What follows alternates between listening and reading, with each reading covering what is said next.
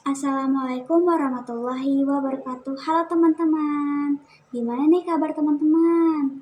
Nah, tak kenal maka tak sayang, maka perkenalkan, namaku Hanafa Sindrobani dari Universitas Sultan Ageng Tirtayasa dengan NIM 2281240047. Aku dari kelas B. Nah, di video kali ini saya akan menyajikan sebuah video pembelajaran yang interaktif yang mengangkat materi dari mata kuliah pengembangan ICT dan media pembelajaran. Topik ini saya pilih karena kriteria pembelajaran IPA berbasis ICT dan media pembelajaran itu dalam praktik pembelajaran di lapangannya itu seringkali guru hanya berfokus pada penyampaian materi tanpa memperhatikan bagaimana proses pembelajaran tersebut dirancang agar benar-benar efektif, bermakna, dan mampu melibatkan siswa secara aktif.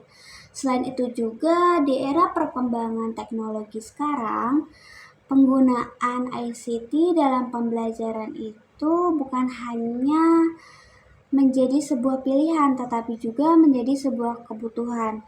Namun dalam penggunaan ICT tersebut tetap harus didasarkan pada prinsip-prinsip yang tepat agar tidak hanya menjadi sebuah hiasan tetapi benar-benar mendukung proses pembelajaran. Nah, dalam video ini saya akan menjelaskan secara lebih mendalam mengenai kriteria pembelajaran IPA. Ada prinsip penggunaan media pembelajaran, tujuan penggunaan media pembelajaran, alasan pemilihan media pembelajaran, dan prosedur penggunaan media pembelajaran, serta integrasi ICT dalam pembelajaran di mana materi ini tuh tidak hanya membahas tentang bagaimana pembelajaran itu dilakukan, tetapi lebih menekankan pada bagaimana pembelajaran tersebut dapat dirancang sedemikian rupa sehingga tidak hanya sekedar menyampaikan informasi tetapi juga benar-benar mampu menciptakan pengalaman belajar yang lebih bermakna bagi siswa sehingga siswanya tidak hanya mendengarkan materi tetapi juga lebih memahami, merasakan, dan pada akhirnya mampu menyampaikan apa yang mereka pelajari dalam kehidupan sehari-hari.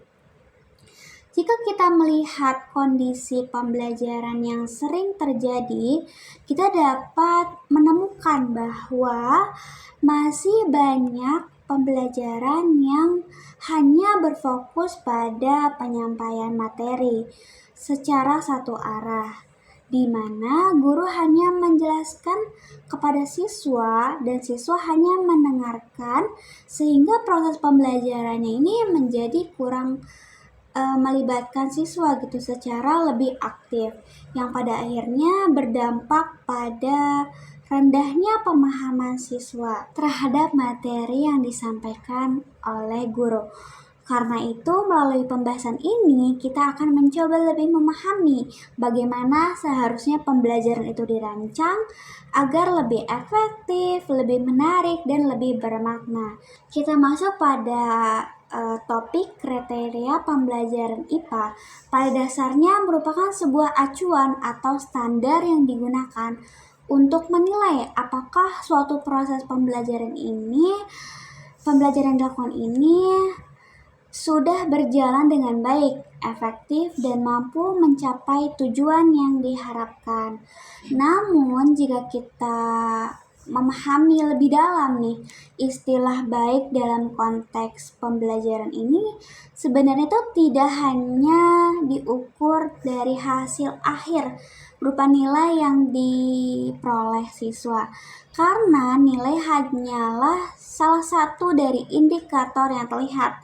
Sementara proses yang terjadi selama pembelajaran berlangsung ini justru merupakan hal yang jauh lebih penting untuk disampaikan karena melalui proses inilah siswa itu membangun sebuah pemahaman, pengembangan, dan keterampilan dalam membentuk cara siswa untuk berpikir.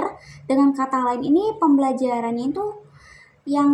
yang baik tuh bukan hanya pembelajaran yang menghasilkan nilai tinggi, tetapi pembelajaran yang mampu membuat siswa ini benar-benar memahami konsep yang dipelajari, mampu menghubungkan konsep tersebut dengan pengalaman mereka, serta mampu menggunakan pengetahuan tersebut dalam situasi yang berbeda, sehingga pembelajarannya itu tidak hanya berhenti pada tahap menghafal, tetapi berkembang menjadi pemahaman yang lebih mendalam.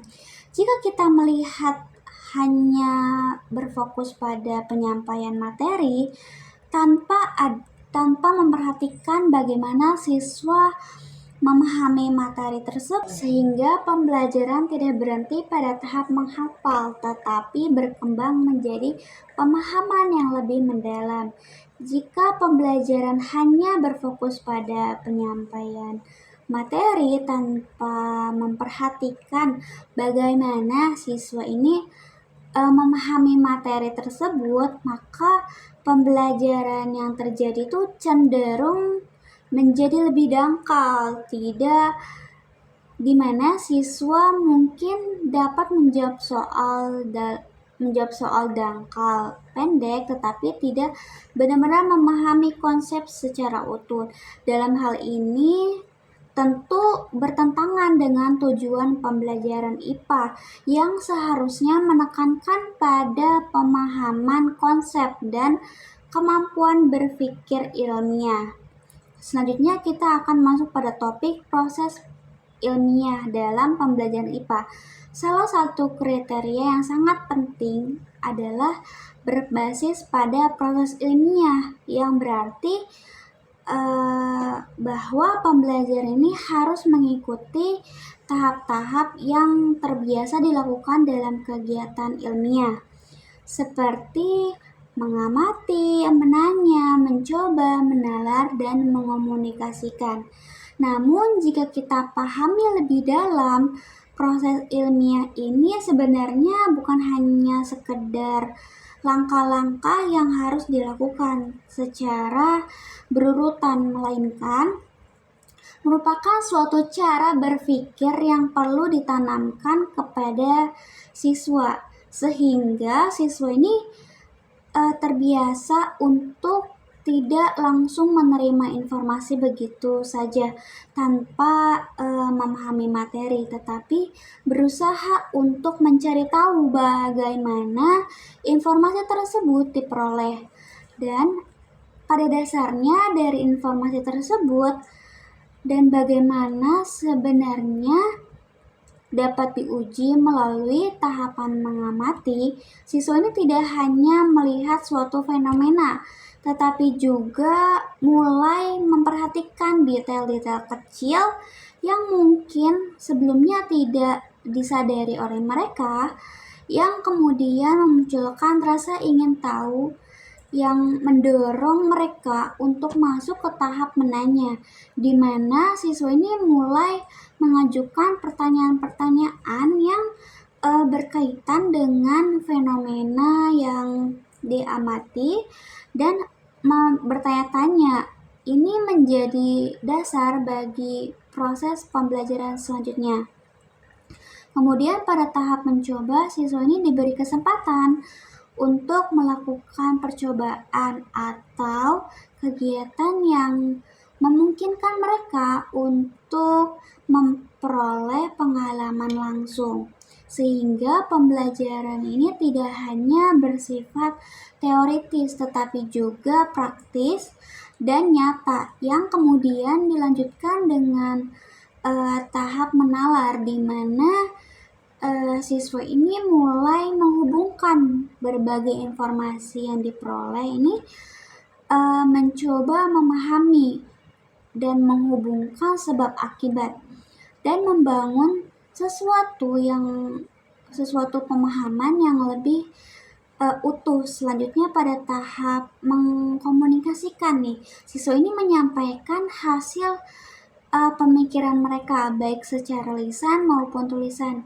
yang tidak hanya membantu mereka dalam memperkuat pemahaman, tetapi juga melatih kemampuan komunikasi, berpikir kritis, sehingga jika seluruh tahapan ini dilakukan secara konsisten, maka pembelajaran yang terjadi ini tidak hanya sekedar menyampaikan materi, tetapi menjadi sebuah proses yang benar-benar melatih cara berpikir siswa, sehingga mereka tidak hanya mengetahui suatu konsep, tetapi juga ini lebih memahami bagaimana konsep tersebut terbentuk. Selanjutnya kita masuk ke kriteria konstruktivisme, yaitu pendekatan yang menekankan pengetahuan tidak hanya dipindahkan secara langsung dari guru kepada siswa, melainkan harus dibangun oleh siswa itu sendiri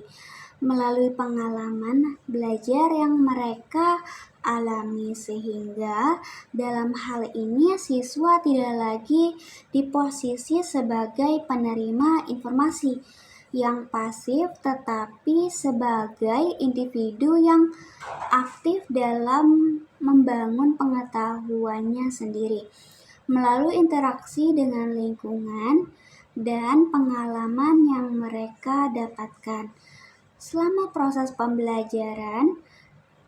Jika kita melihat lebih dalam, setiap siswa sebenarnya memiliki latar belakang pengalaman yang berbeda-beda. Cara mereka berpikir juga berbeda-beda, serta cara memahami sesuatu yang juga berbeda, sehingga proses belajar tidak hanya disamaratakan, dan oleh karena itu pembelajaran yang baik adalah pembelajaran yang menekankan ruang bagi siswa untuk mengembangkan pemahamannya sendiri, bukan sekedar mengikuti apa yang disampaikan oleh guru. Dan pembelajaran yang menerapkan konstruktivisme ini, guru tidak lagi menjadi pusat pembelajaran, tetapi berperan sebagai fasilitator yang membantu siswa dalam proses belajar. Nah, misalnya dengan memberikan pertanyaan pemantik, menyediakan pengalaman belajar yang relevan, serta membangun siswa dalam proses diskusi dan refleksi. Dengan demikian, pembelajaran yang menjadi lebih bermakna, karena siswa tidak hanya menerima informasi, tetapi juga mengolah, memahami, dan membangun sendiri pengetahuannya tersebut. Selanjutnya kita masuk ke prinsip media pembelajaran. Dalam penggunaan media pembelajaran terdapat berbagai prinsip yang harus diperhatikan agar media yang digunakan tidak hanya sekedar menjadi alat bantu yang bersifat tambahan, tetapi benar-benar dapat mendukung proses pembelajaran secara optimal. Karena pada kenyataannya tidak semua media yang terlihat menarik atau canggih ini dapat memberikan dampak yang positif terhadap pembelajaran. Jika penggunaannya tidak didasarkan pada prinsip yang tepat dan tidak disesuaikan dengan tujuan pembelajaran yang diinginkan dicapai, salah satu prinsip yang sangat penting adalah prinsip efektivitas dan relevansi, di mana media yang digunakan harus benar-benar sesuai dengan tujuan pembelajaran. Karena jika media yang digunakan tidak relevan dengan materi atau tujuan yang ingin disampaikan, maka media tersebut justru dapat mengalihkan perhatian siswa dari inti pembelajaran, sehingga siswa ini lebih fokus pada tampilan media daripada bagaimana isi materi yang disampaikan. Nah, dalam hal ini tentu akan akan mengurangi efektivitas dan pembelajaran itu sendiri. Selain itu, terdapat prinsip konkret ke abstrak yang menunjukkan bahwa pembelajaran sebaiknya dimulai dari hal-hal yang dapat diamati secara langsung atau yang bersifat nyata.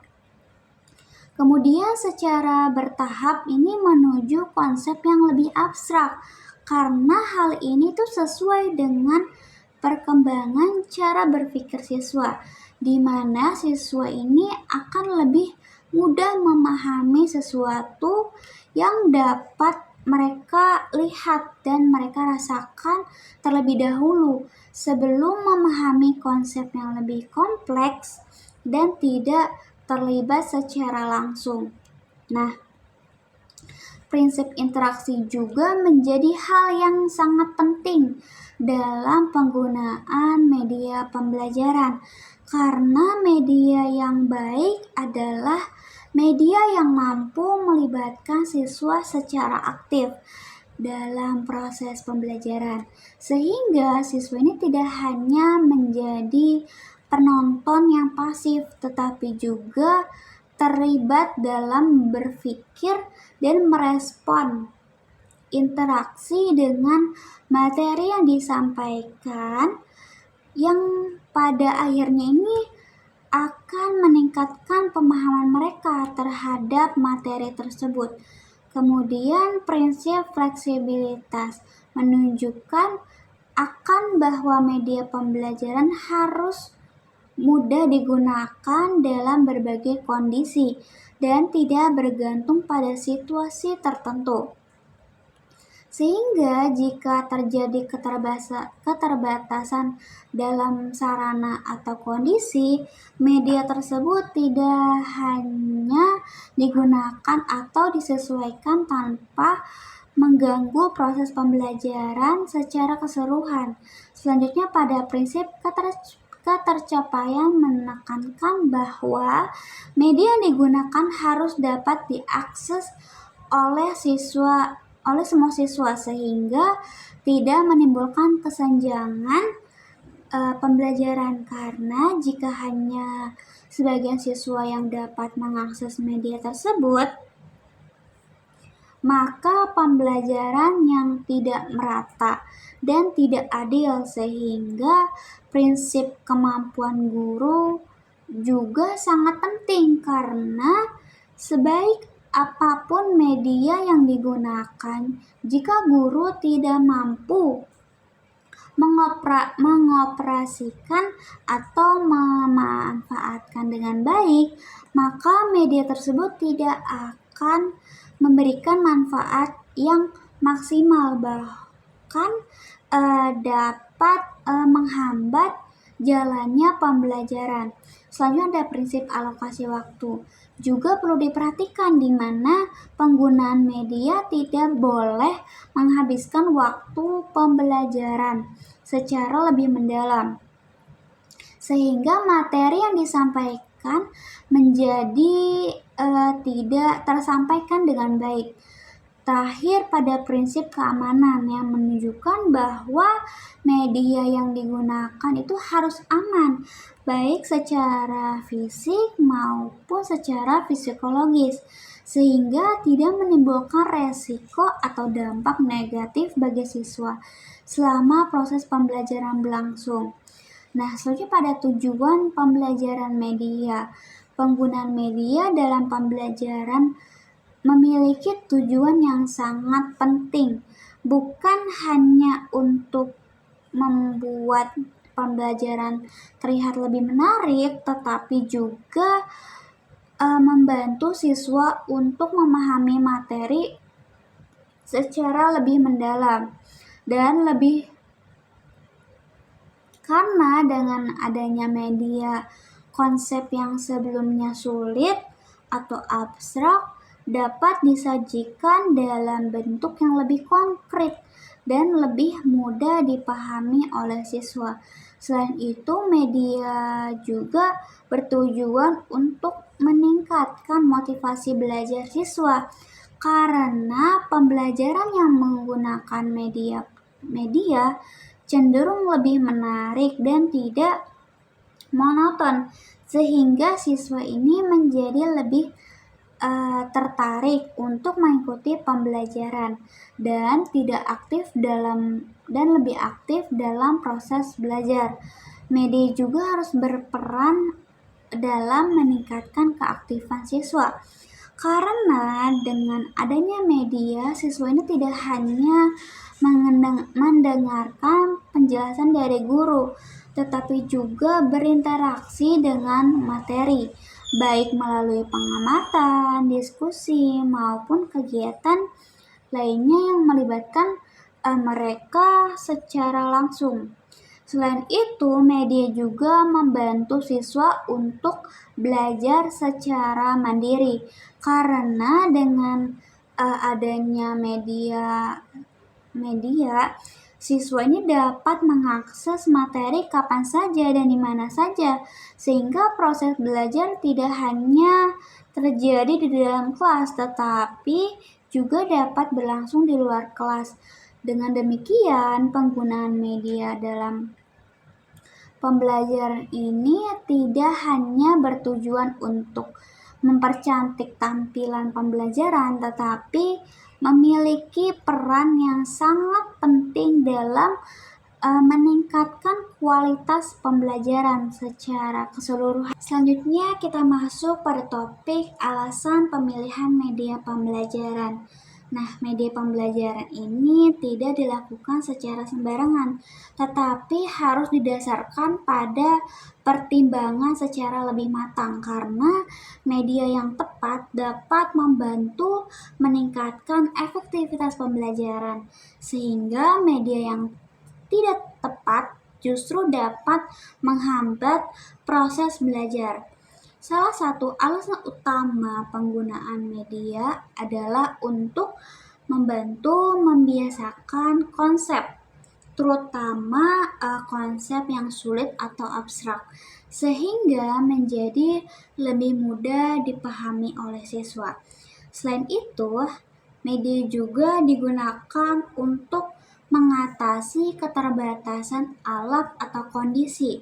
Misalnya ketika suatu fenomena ini tidak dapat diamati secara langsung, maka media dapat digunakan sebagai pengganti untuk membantu siswa memahami fenomena tersebut.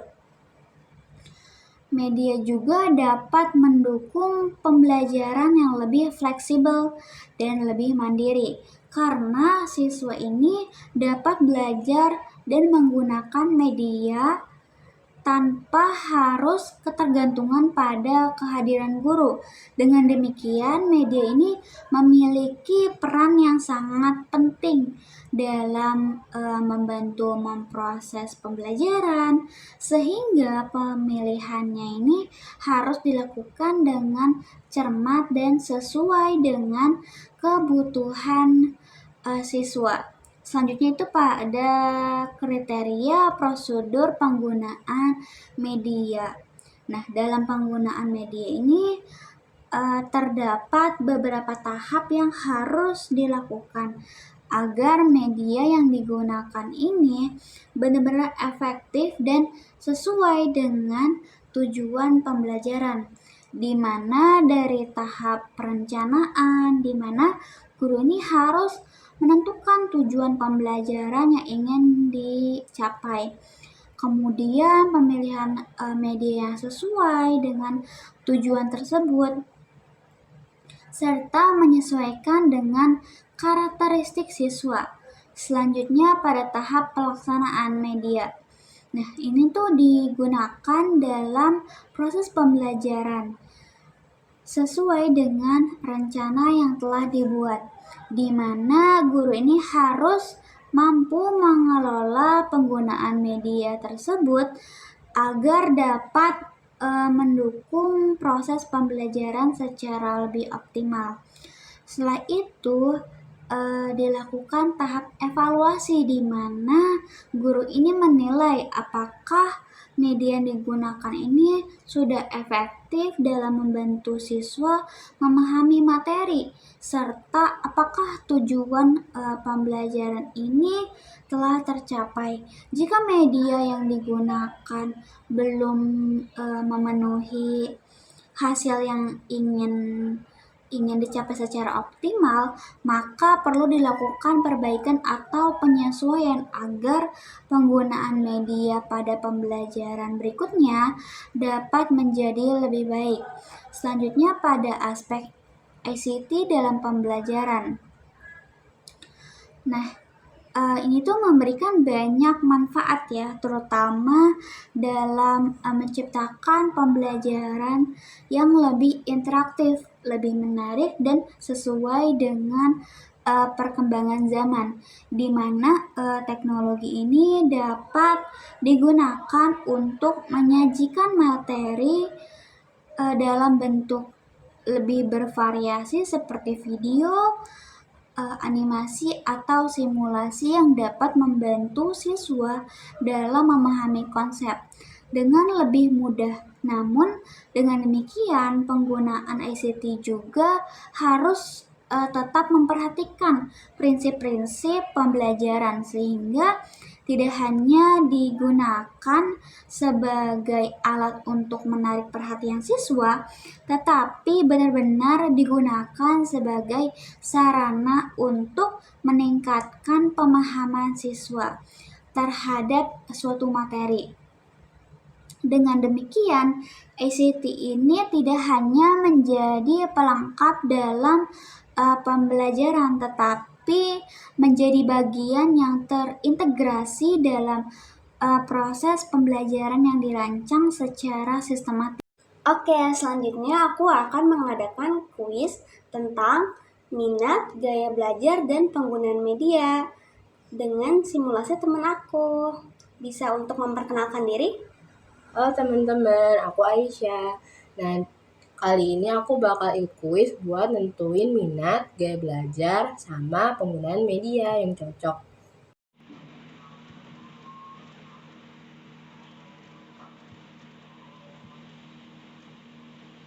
Nah, untuk soal pertama, jawaban aku itu yang A.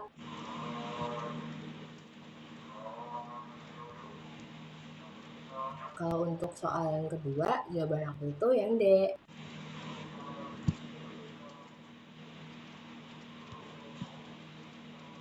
Dan untuk soal yang terakhir, jawaban aku itu yang A.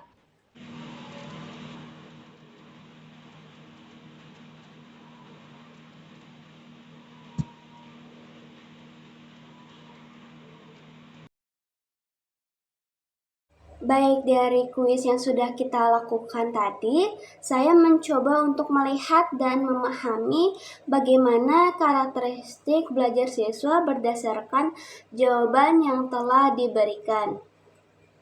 Sebagai contoh, salah satu siswa yaitu Aisyah yang menunjukkan beberapa kecenderungan dalam belajarnya. Pada pertanyaan pertama, Aisyah memilih untuk lebih suka mendengarkan penjelasan guru. Hal ini menunjukkan bahwa Aisyah memiliki kecenderungan gaya belajar yaitu auditory, di mana ia lebih mudah memahami informasi melalui penjelasan secara langsung. Namun, pada pertanyaan berikutnya, Aisyah juga memilih bahwa ia lebih semangat belajar ketika melakukan diskusi bersama temannya. Hal ini tuh menunjukkan bahwa meskipun ia memiliki kecenderungan auditory, ia juga membutuhkan interaksi sosial dalam proses pembelajarannya, sehingga pembelajaran yang bersifat kolaboratif ini akan lebih efektif bagi dirinya. Selain itu, Aisyah juga menyatakan bahwa ia merasa lebih paham ketika belajar menggunakan video atau media berbasis teknologi. Hal ini tuh menunjukkan bahwa meskipun ICT dalam pembelajaran auditorium dapat membantu meningkatkan pemahaman siswa, terutama ketika dikolaborasikan dengan gaya belajar yang siswa miliki. Dari hasil ini, kita dapat melihat bahwa sebenarnya siswa ini tidak hanya memiliki satu gaya belajar, tetapi bisa berupa kolaborasi dari beberapa gaya belajar, sehingga pembelajaran yang dilakukan oleh guru ini tidak bisa hanya menggunakan satu metode saja, melainkan harus bervariasi dan disesuaikan dengan kebutuhan si siswanya ini. Nah, terus kita masuk lagi flashback ke materi yang sudah saya sampaikan gitu ya tadi. Hal ini nih sejalan dengan konsep konstruktivisme ini, di mana setiap siswa ini membangun pengetahuannya sendiri berdasarkan pengalaman dan gaya belajarnya. Nah, dengan gaya belajar masing-masing siswa nih. Selain itu juga hasil ini menunjukkan bahwa pentingnya prinsip interaksi dalam pembelajaran karena siswa ini cenderung lebih memahami materi ketika mereka ini melihat secara aktif, misalnya melalui diskusi.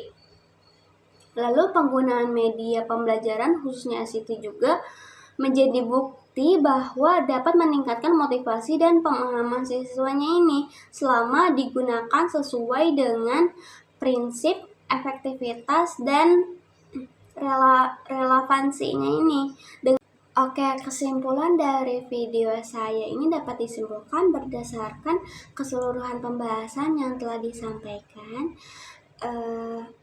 bahwa pembelajaran IPA ini yang baik itu bukan hanya ditentukan oleh seberapa banyak materi yang disampaikan, tetapi lebih kepada bagaimana proses pembelajaran tersebut dirancang secara efektif, interaktif, dan mampu melibatkan siswa secara aktif. Melalui penerapan kriteria pembelajaran yang tepat, penggunaan media yang sesuai, serta integrasi ICT dalam pembelajaran, guru dapat menciptakan pengalaman belajar yang tidak hanya menarik tetapi juga bermakna bagi siswa.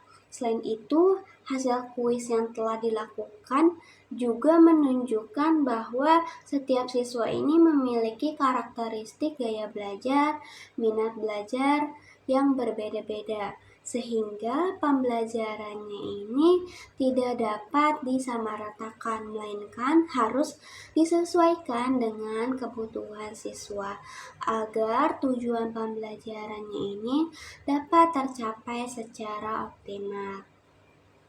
Dengan demikian, guru memiliki peran yang sangat penting, tidak hanya sebagai penyampaian materi, tetapi juga sebagai fasilitator yang mampu merancang pembelajaran yang bervariatif, interaktif, serta mampu memanfaatkan teknologi secara tepat. Harapannya melalui pembelajaran yang dirancang dengan baik, siswa tidak hanya mampu memahami materi secara kontekstual, tetapi juga mampu mengembangkan keterampilan berpikir kritis, serta mengaplikasikan pengetahuan yang dimiliki dalam kehidupan sehari-hari. Oke, mungkin cukup sekian dari saya. Kurang lebihnya mohon dimaafkan. Wassalamualaikum warahmatullahi wabarakatuh.